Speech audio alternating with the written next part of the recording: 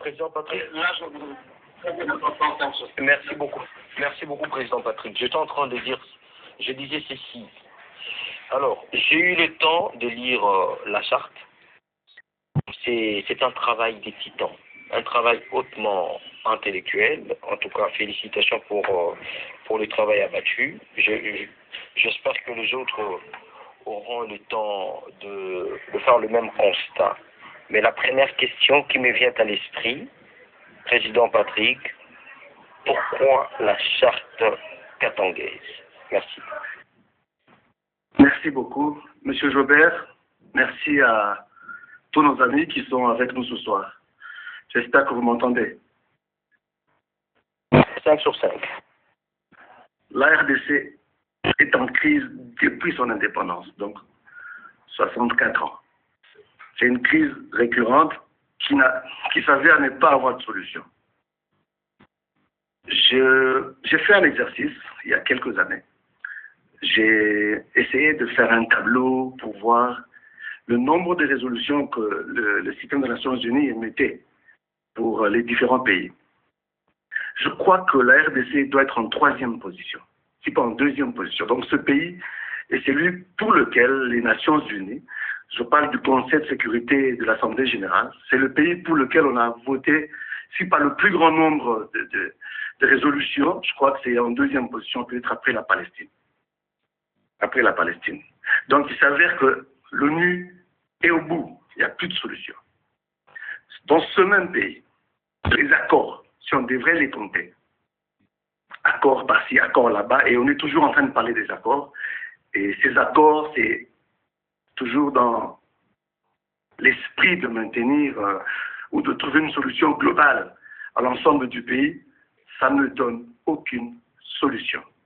On est toujours en guerre, ça fait 25 ans, toujours en train de pleurer.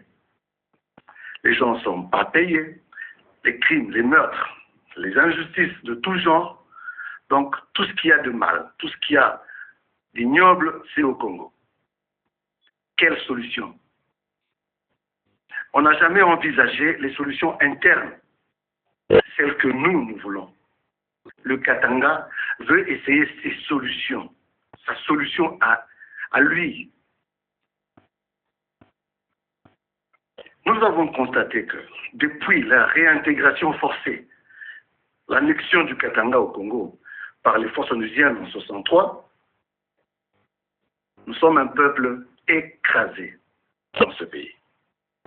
On a cru que Mobutu était le mal, après lui ça pourrait changer.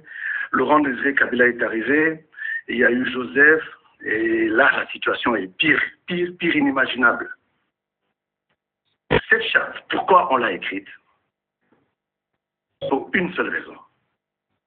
Nous devons protéger nos droits fondamentaux en tant que peuple. Je crois qu'en RDC, il n'y a pas un seul peuple qui est dépossédé de ses terres comme le Katanga. Je vais vous donner les statistiques, surtout dans la partie sud-ouest, le Haut-Katanga et le Lualaba. Je vais vous donner les statistiques de comment on nous arrache les terres. Cette menace, face à une telle menace, qu'est-ce que le Katanga peut faire? On va vous dire que c'est légal, on va vous dire que la Constitution le permet.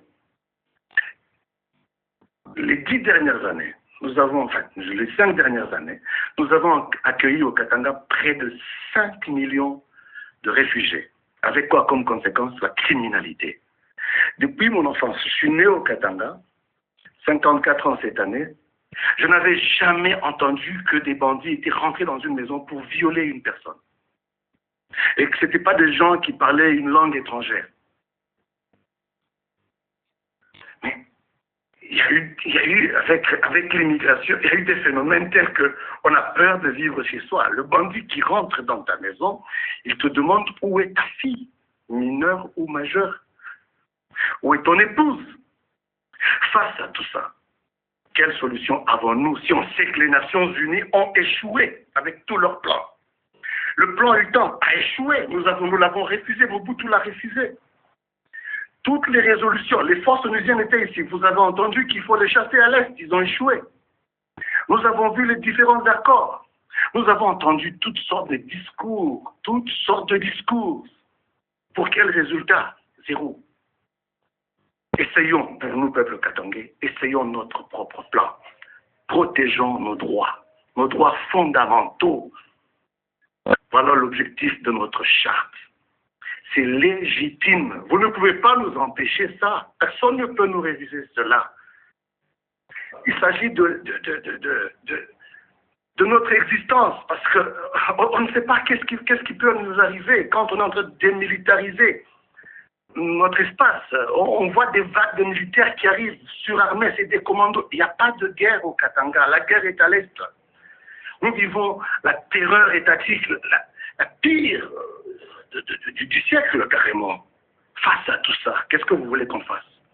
Nous avons publié cette charte pour rendre visible et accessible à tous nos compatriotes, katangais je parle, frères katangais,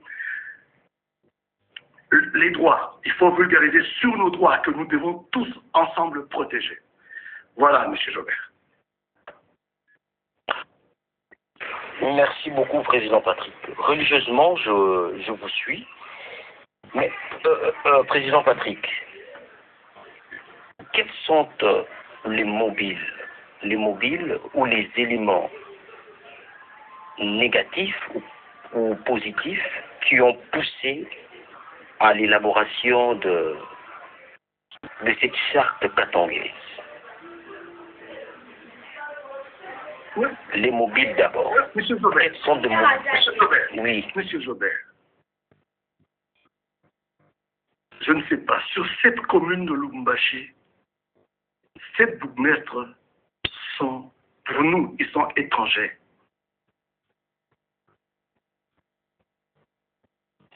7 bourgmestres. Le président de l'Assemblée provinciale ici est un étranger pour nous, Katangais. Les administrateurs des territoires dans le Katanga, pratiquement tous, sont étrangers. C'est une menace. Et quand on dit qu'il est étranger, ce sont les frères des bandits. Quand on arrête au Katanga 22 bandits, ou une vingtaine de bandits, 18 ont la même origine. Je ne vais pas le cacher, ils viennent du Kasaï. Sur 22, 18 viendraient du Kasaï. Et curieusement, depuis que ce phénomène a commencé, les bourgmestres, les conseillers communaux, les maires de ville, les présidents des assemblées sont tous du Kasaï. Monsieur Jobert, face à une telle situation, on fait quoi? On ne fait pas l'indifférent. Il faut rappeler à la communauté tout entière, la communauté katangaise, nous avons des devoirs, nous avons des droits. Nous devons sécuriser les vulnérables, nos enfants, nos mamans, nos femmes. Nous devons les sécuriser. Et les menaces comme ça, chaque jour, quand par hasard vous vous retrouvez, vous avez une portion de terre et qu'on vous dit en dessous il y a du cobalt, vous allez perdre votre petit pied à terre, vous allez vous retrouver en l'air. On va vous donner 2000 $, on vous dit allez vous débrouiller. Vous devenez errant. Ça c'est notre quotidien, M. Jobert. Alors, cette charte, elle a double objectif.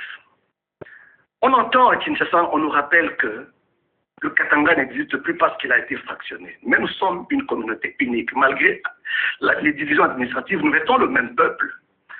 Nous rappelons par cette charte que nous sommes capables de faire un nouveau pacte, de rappeler notre pacte d'unité. Malgré la corruption, les manœuvres, comme on les voit, il y a des gens qui sont manipulés, corrompus, je ne sais pas, ils sont amenés à Kinshasa pour jouer un jeu en faveur du régime. Mais nous mettons un texte comme celui-là pour rappeler le pacte d'unité entre Katangais. Nous devons faire face ensemble à toutes ces menaces. Et quelque part, nous rappelons aussi que ce pacte, c'est aussi un pacte de souveraineté. Nous devons nous défendre. C'est notre terre, c'est notre communauté. Ne nous laissons pas faire. C'est un pacte de souveraineté du peuple katangais. Voilà pourquoi vous avez bien vu dedans la souveraineté dans la communauté katangaise. C'est la souveraineté d'un peuple. Et nous avons rappelé aussi que dans notre communauté, il y a des compétences. Pourquoi vous nous envoyez des gens de Kinshasa venir percevoir la régie des eaux? Pourquoi le péage? Il faut que les gens viennent de Kinshasa. Pourquoi dans un cabinet du ministre provincial, vous devez vous envoyer 8 personnes venir constituer le cabinet d'un ministre provincial? Et nous, là, on sert à quoi? Pourquoi tout est nationalisé? L'unitarisme devient... l'unitarisme au Congo est devenu... Je ne sais pas comment il faut... Mais on est au service de qui? On est au service de la nation, on est au service de qui? On est en train de remplacer les Katangais partout.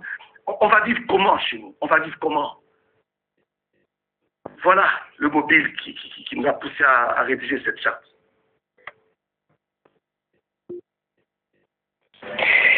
Voilà. Vous avez fini? Oui, exactement. La parole. Oui, je vous garde d'abord. Je vous garde parce que je vais passer la parole aux autres intervenants avant de prendre d'autres intervenants. J'aimerais finir un peu avec vous. Président Patrick, j'ai lu votre préambule. Je ne comprends pas quelque part. Considérant les territoires de la RD Congo trop vastes pour les dirigeants au point d'être incapables de gérer ces grands espaces, qu'est-ce que vous voulez insinuer dans ces paragraphes?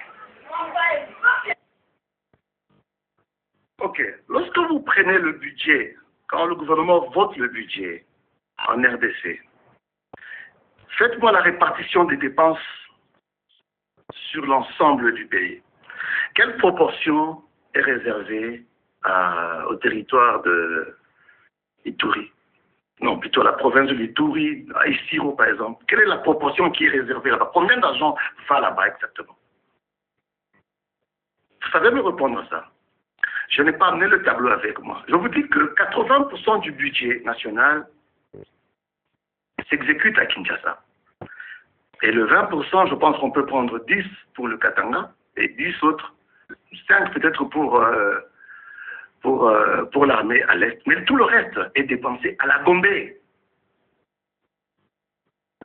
La vision politique de nos gouvernants à Kinshasa au niveau national est limitée à la Gombe. 7 milliards ici de 6 communes. La première tranche, on a exécuté quoi? On a mis la peinture sur les universités à Kinshasa, on a fait des tas de choses à Kinshasa. Qu'est-ce qu'on a exécuté partout ailleurs? Généralement, moi j'ai toujours dit, les gouvernements de Kinshasa sont des gouvernements de la Gombe. C'est là que tout se passe, c'est là qu'on se partage les millions. Ça ne va pas ailleurs, ça ne touche pas les coins reculés du pays. Il y a des gens qui ne vivent même pas. J'ai déjà été à Aru. Quand j'ai traversé la frontière venant de l'Ouganda, quand je suis rentré à Kinshasa, à Aru, venant de Arua, j'ai demandé dans un hôtel au Congo, j'ai demandé le prix de l'hôtel, on me l'a donné en shilling. Vous allez me dire que ces gens-là vivent du Congo, ou de l'économie du Congo, ou de la politique du Congo. Le gouvernement congolais, toutes leurs actions, tous leurs plans, ça se limite à la Gombe. Tout, c'est pour la Gombe. On peut prendre quelques petits quartiers là de Kinshasa, mais sinon, ils sont limités. Leur vision, leur capacité se limite à la Gombe. Les autres provinces sont dans les oubliettes. Et ça, c'est depuis 60 ans.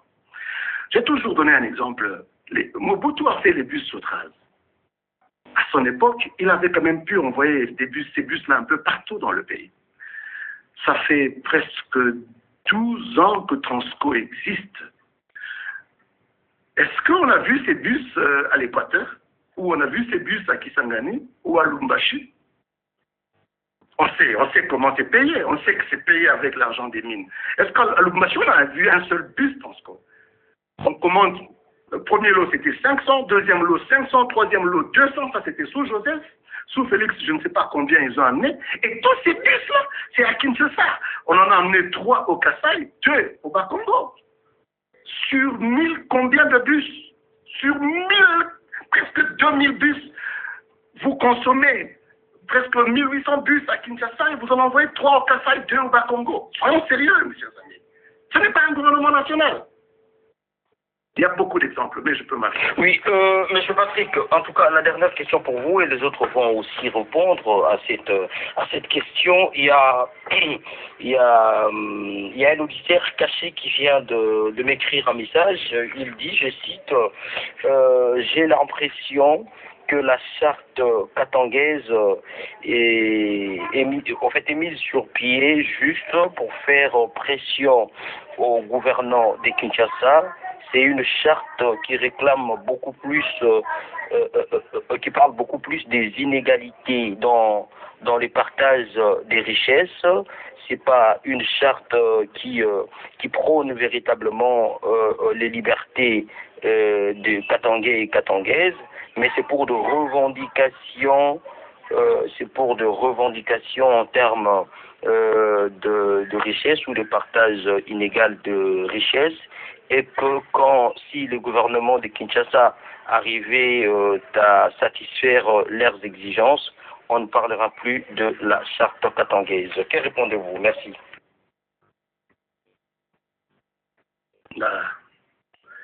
C'est son point de vue, j'apprécie beaucoup.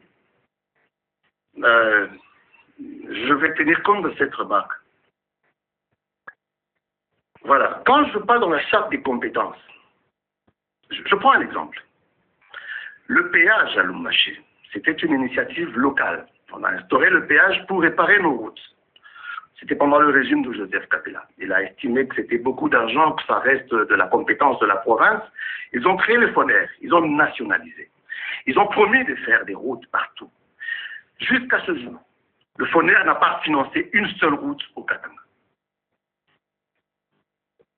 Jusqu'à ce jour, ça fait combien d'années que le FONER, je crois encore une fois 14 ans, que même 16 ans que ce FONER est créé, ils n'ont pas financé une seule route au Katanga. Pas une seule. Alors, c'était une initiative locale au niveau de la province qu'on a décidé de nationaliser parce que c'était beaucoup d'argent qui pouvait aider tout le pays. Et on nous prive. Il y a beaucoup d'initiatives comme ça. Il y en a tout plein. Ce sont des compétences locales au niveau du Katanga pour notre bien-être, pour la sécurité, le développement des Katangais. Mais malheureusement, quand on nationalise avec la politique de l'unitarisme, quand on nationalise ces compétences-là, c'est fini, la province meurt. Alors, je ne sais pas qu'est-ce qu'ils pensent, qu'est-ce qu'on devrait revendiquer. Je vous dis que cette charte, elle est élaborée pour protéger les droits fondamentaux du peuple katangais. La charte est là pour donner la visibilité et l'accessible à tout le monde des droits de leurs droits. Le peuple katangais va s'en servir pour vérifier s'ils ont le droit à ceci ou à cela. Parce qu'enfin, dans ce pays, les droits sont réservés aux gens de Kinshasa. Et encore pas, je parle de la Gombe. Vous comprenez? Les autres n'ont pas de droit. Où est celle qui connaît aujourd'hui? Les gens n'ont pas de droit. Et nous rappelons, nous voulons rappeler, renforcer la conscience des Katangais sur leurs droits. C'est ça l'importance, c'est ça le rôle de la charte. Alors, si lui spécule à sa façon, je respecte. Mais bon, nous savons que la charte, elle est là pour protéger les droits fondamentaux des Katangais. Merci, monsieur. Merci beaucoup, Président Patrick. J'espère que les autres vous ont suivi religieusement comme moi. Alors, je passe directement la parole à Madame Brigitte. Madame Brigitte, nous parlons essentiellement aujourd'hui de défis de la charte katangaise. Je ne sais pas si vous avez eu le temps de lire la charte katangaise, mais vous avez suivi le président Patrick qui est le signateur de cette dite charte aujourd'hui. Les inégalités en termes de partage des richesses, tout ce qui est liberté aujourd'hui qui est tellement foulée au sol par le gouvernement de Kinshasa, ont poussé à la mise sur pied de la charte katangaise. Madame Brigitte, pensez-vous réellement c'était important de rédiger cette charte aujourd'hui? Merci. Bonsoir tout le monde. J'espère que vous vous portez tous très bien. Oui, j'ai suivi, j'ai lu la charte katangaise avec beaucoup d'attention. Et, euh, et aujourd'hui, si vous me demandez en tant que Katangais, s'il y a un Katangais qui ose se lever et dire que il n'est pas d'accord avec la charte, alors il y a un problème, nous devons parler. Oui, il était absolument impératif de faire cette charte parce que je crois, euh, je crois vraiment dans la des, des conflits. Et donc, on doit pouvoir s'asseoir autour d'une table parce que euh, nous sommes frères. Et donc, les Katangais ont le droit de vous dire ce qu'ils pensent. Ils ont le droit de vous dire qu'est-ce qui ne va pas, d'après leur vision, d'après leur vie au quotidien là-bas. Donc, ce frère, ce monsieur qui dit que c'est juste pour il parle de ressources ou de revenus, il ne sait pas très bien de quoi il parle, ou bien il est de mauvaise foi. C'est ça ma conclusion. Mais la charte était nécessaire pour que tout le monde puisse savoir, pour que l'histoire puisse s'enregistrer, pour que le monde puisse savoir que les Katangais ont levé leur voix et qu'ils ont exprimé leur mécontentement avec la situation actuelle. Parce que ce que nous sommes en train de vivre aujourd'hui, nous pouvons retourner dans les années 60, c'était exactement la même chose. C'était exactement la même chose. Rien n'a changé. Et alors, jusqu'à quand est-ce qu'on va continuer à faire cela? Parce que quand on dit l'idiotie, c'est l'art de répéter les mêmes choses, mais espérer avoir un résultat différent.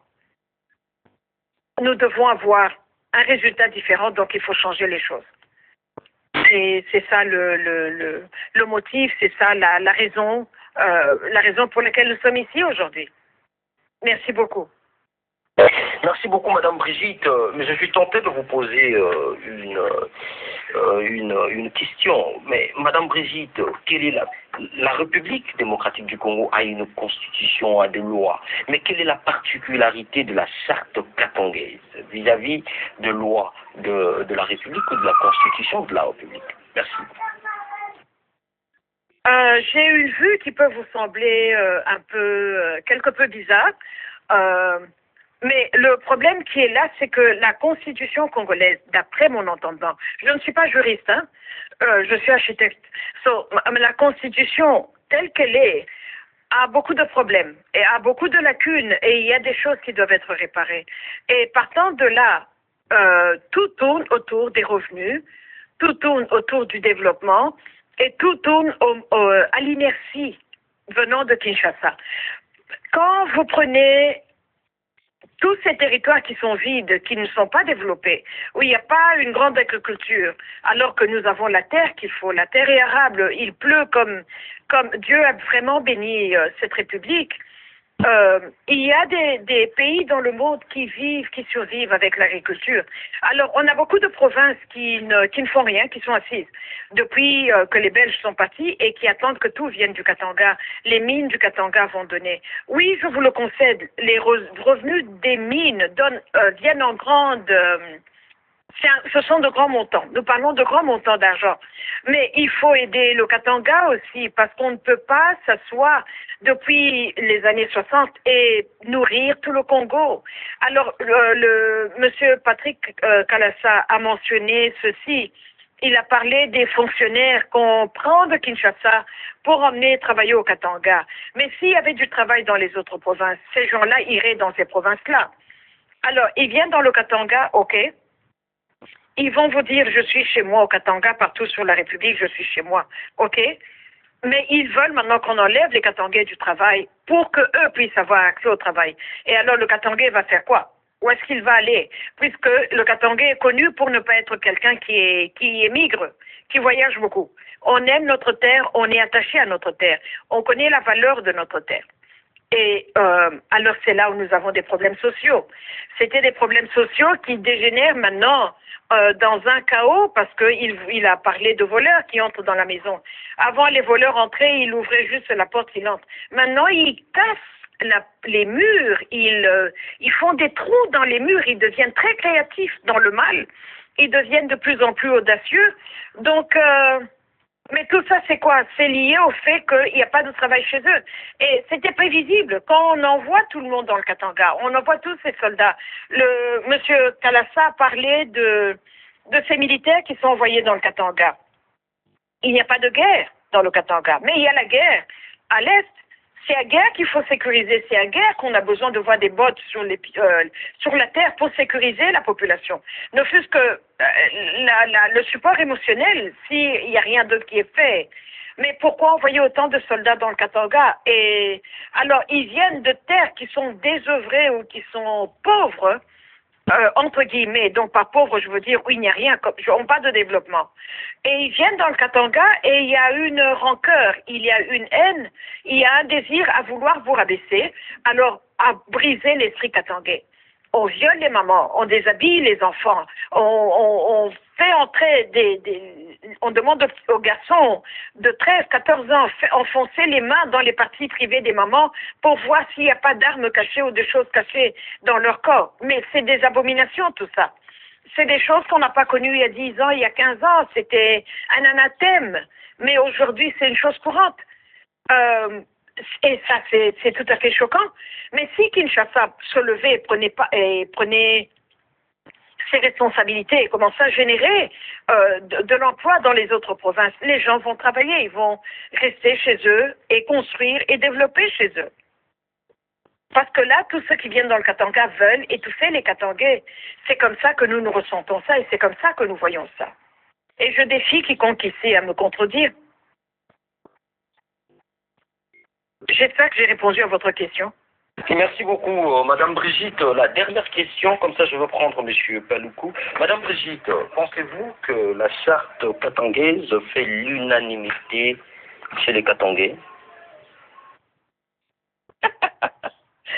Permettez que je m'amuse un peu. Oui, elle fait l'unanimité. S'ils ne le disent pas, c'est par peur. S'ils ne le disent pas, c'est par manque d'audace.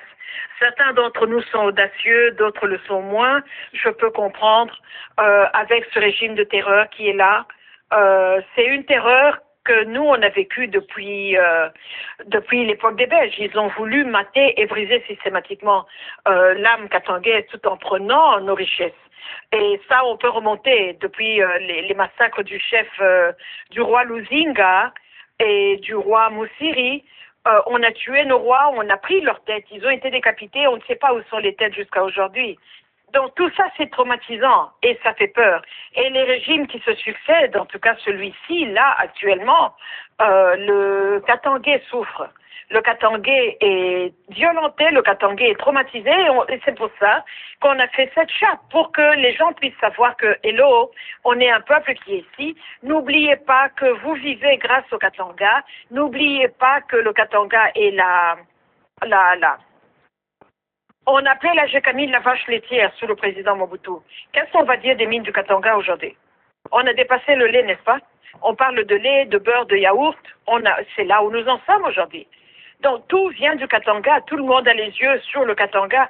Mais imaginez que je vous pose une question maintenant. Imaginez un peu que 50% des revenus du Katanga restent dans le Katanga pour l'infrastructure locale. La vie serait mieux, non? Alors maintenant, mettez-vous dans mes chaussures, je vous regarde comme un fardeau. Je vous vois comme un boulet que je traîne. On est là, on se dit, mon Dieu, le Congo, qu'est-ce qu'on va faire? Et c'est ça le sentiment du Katangais. Et si les gens ne parlent pas, c'est parce qu'ils ont peur d'être terrorisés. Mais c'est ça le désir de tout Katangais, de voir. Vous voyez, le problème qui est là, c'est que très peu connaissent l'histoire du pays. Quand on retourne dans les années 60, je crois pendant 2 ans et demi, presque 3, le Katanga était indépendant. Il a été une république avec sa monnaie, son hymne national et tout ce qu'il fallait, une constitution. La vie était tellement meilleure. Et à partir de là, c'est le déclin. À partir de là, c'est la souffrance. C'est le chaos, c'est le déluge. C'est pour ça que les Katangais sont nostalgiques du passé. C'est pour ça qu'ils se retournent, ils voient comment ils étaient et ils voient comment ils sont aujourd'hui. Ils se disent c'était mieux là-bas. C'était mieux à cette époque-là. Mais pour un enfant quinois de Kinshasa qui a grandi aujourd'hui, il ne comprend pas pourquoi les Katangais pensent comme ça. Pourquoi vous pensez même à faire une charte? On est une république, tout va bien. Non, tout ne va pas bien. En tout cas, pour nous, les choses ne marchent pas. Pour nous, les choses ne vont pas bien. Et nous demandons le changement. Merci Merci beaucoup. beaucoup. Merci beaucoup. Merci beaucoup, Madame Brigitte, pour votre intervention et contribution dans cette partie de notre space. Hier, le Katangais, considéré comme un peuple grand, un peuple difficile à briser. Aujourd'hui, nous constatons que le silence et la peur gagnent le rang des citoyens peuples, dont hier a vaillamment combattu, lutté contre l'oppresseur, les colons. Mais aujourd'hui, on se pose 1001e question. Qu'est-ce qui se passe? Est-ce la terreur qui fait à ce que les Katangais ne parlent plus, ne réagissent plus face à leur souffrance, face au détournement de leur richesse? C'est beaucoup de questions qui taraudent notre esprit, mais je rappelle aussi ici que la liberté, ça s'arrache. La liberté n'est pas un cadeau où il faut attendre, mais ça s'arrache. Voilà un peu. Monsieur Paloukou, bonsoir, Monsieur Paloukou. Essentiellement, nous parlons des défis de la charte katangaise. Comment vous comprenez la charte katangaise? C'est quoi la pertinence de cette charte? Est-ce que cette charte va réveiller la conscience du peuple katangais? Merci.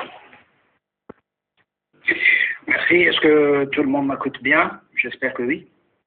5 sur 5. Parfait.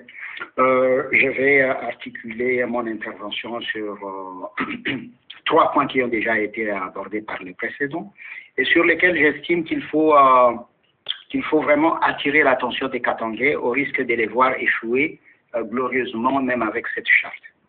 La première, nous avons parlé ici de la Palestine et de la RDC qui seraient parmi les X pays qui ont fait l'objet de beaucoup de résolutions des Nations Unies et on constate que ces 2 régions du monde sont, hélas, toujours encore sous des problèmes. Je crois que nous, Congolais, nous avons un sérieux problème. Pas seulement les Katangais, tous les Congolais, nous avons un sérieux problème. Nous aimons à faire des constats, mais nous avons difficile à passer à l'étape suivante. Si nous nous rendons compte que toutes les résolutions des Nations Unies ne produisent pas les effets qu'on en entend, mais il faut tirer les conclusions. Il faut tirer les conclusions. Pourquoi faire appel aux Nations Unies pour essayer d'interpréter un événement ou un vécu qui nous dérange? C'est vraiment être en contradiction avec soi-même. Et malheureusement, dans ces conditions-là, si les Katangais ne se démarquent pas sur ce plan-là, ils vont échouer même avec la charte. Ma deuxième intervention se rapporte à quelque chose qui a été dit. Je saute il y a beaucoup de choses qu'on pourrait se dire au sujet de tout ce qui s'est dit. La question des rétrocessions. J'ai épinglé ces points, pourquoi? Parce que ce point est quelque chose qui m'a toujours amusé. Je n'ai jamais compris pourquoi les Congolais ont pu imaginer, accepter, coucher sur papier cette histoire de rétrocession. Vous avez votre sou. On vous demande, donnez-nous ces sous ici et puis on va vous les remettre. C'est quelle logique ça? Mon argent, c'est à moi. Pourquoi je dois vous les donner pour que vous me les remettiez? Ça, c'est la première chose. Le premier principe d'abord, mon argent, pourquoi je dois vous le remettre, vous, pour que vous me les remettiez? Et puis, bon, ne parlons pas des pourcentages parce que là, honnêtement, c'est tout simplement les ridicules. J'y reviendrai à la fin. Ça, c'est le deuxième point pour montrer jusqu'où nous ne sommes pas sérieux. Nous ne sommes pas sérieux. Espérons que les Katangais n'auront pas tout simplement couché sur papier, comme cela se fait souvent, des choses pour dire au monde que nous sommes mécontents et tout ça. Laissez-moi vous dire, on s'en fiche de vos jérémiades, etc. On va vous marcher là-dessus tant que vous n'allez pas réagir d'une autre manière. Troisième chose, demander le changement. Mais voilà qui trahit, encore une fois, mes chers frères Katangais, là vous êtes en train de vous faire avoir. On ne demande pas à quelqu'un son indépendance. Non. L'indépendance, on le prend. Je constate que mon persécuteur ou mon dominateur est en train de me ruiner. Qu'est-ce que je vais faire? Je vais faire tous mes calculs évaluer ma capacité de dissuasion et essayer de l'accroître avec le temps. Et dès que j'estime que je peux maintenant le dissuader de me laisser libre, eh bien je lui dis, je suis parti. Et il ne fera rien. Pourquoi? Parce que j'ai des capacités de dissuasion. Moi, je crois que la charte katangaise sera un grand échec si les Katangais ne commencent pas d'abord par préparer leur capacité de dissuasion. Dans quelle mesure est-ce que les Katangais sont en mesure de, dans quelle mesure est-ce que les Katangais peuvent dire non à Kinshasa et voir Kinshasa plier? Si vous n'avez pas encore ces capacités-là, n'ayez pas de prétentions pour rien. Vous savez quoi? Le monde n'a pas besoin de savoir si oui ou non les Katangais souffrent. Le monde sait ce que les Katangais sont en train de souffrir. Et s'ils marchent sur les têtes des Katangais et tout ça, c'est parce qu'ils savent. Parce qu'ils savent que ces Katangais ne leur feront rien.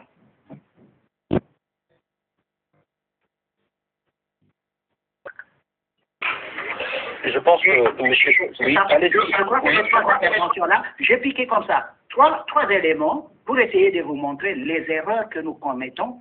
Et si la communauté katangaise, mes chers frères du Katanga, si vous continuez à commettre cette erreur-là, vous allez échouer. Vous allez échouer. J'aime toujours à vous répéter que mon père était un grand ami à Tchombe. Ils avaient un projet fantastique pour ce Congo-là. Ils sont venus ici, pas pour venir demander l'indépendance. Non. Non. Et là, ça nous a appris ces discours-là. Pourquoi nous continuons toujours à canonner ces discours? On ne demande pas son indépendance. Son indépendance, on la prend. Que les dominateurs le veuillent ou pas, on prend son indépendance. Et s'il ne veut pas accepter, ben, on lui montre qu'il n'a pas raison de brimer autrui. C'est tout.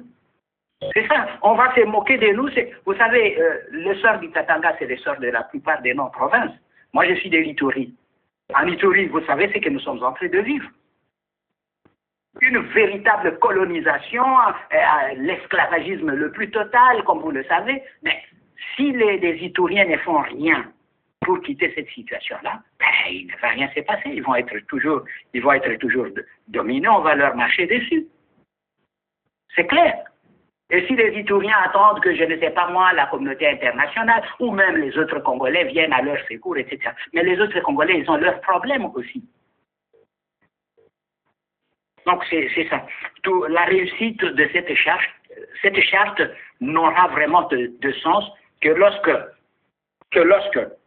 les Katangais vont se montrer démocrates dans leur démarche, détermination, ils vont montrer une détermination sans faille, et qu'en plus, ils vont se mettre sérieusement à étudier les causes de la domination qu'ils vivent aujourd'hui pour trouver comment faire échec aux personnes qui les dominent. Sans cela, ça ne servira à rien. Je vous l'ai déjà dit en d'autres instants, et ici, bon, j'ai profité de cette occasion parce que je vous aime bien. Mon père a eu un grand ami dans le Katanga. Et là, ce qui est décédé, vous savez quoi? 2 semaines avant le décès de Tchombe, mon père disait, mon ami va mourir. Je lui dis, comment tu dis ça, papa? Il me dit, parce qu'il vient de décider de rentrer au Congo, et je sais qu'avec ça, il va mourir. Merci beaucoup, M. Paloukou, pour votre intervention. En tout cas, je nous demande ici de suivre notre compte pour des échanges approfondis, inbox. Ce sera une bonne chose. Alors, je rappelle à nous tous ici, c'est une vérité, que le Katanga contribue à hauteur de plus de 70% dans le budget de la République, sincèrement. Et le constat est amer, c'est que le Katanga n'est pas construit. Et rien n'y va. C'est une vérité imparable. Mais la plus grande question et les inquiétudes de notre côté, c'est que pourquoi les Katangais ne réagissent pas? Pourquoi les Katangais ne réagissent pas?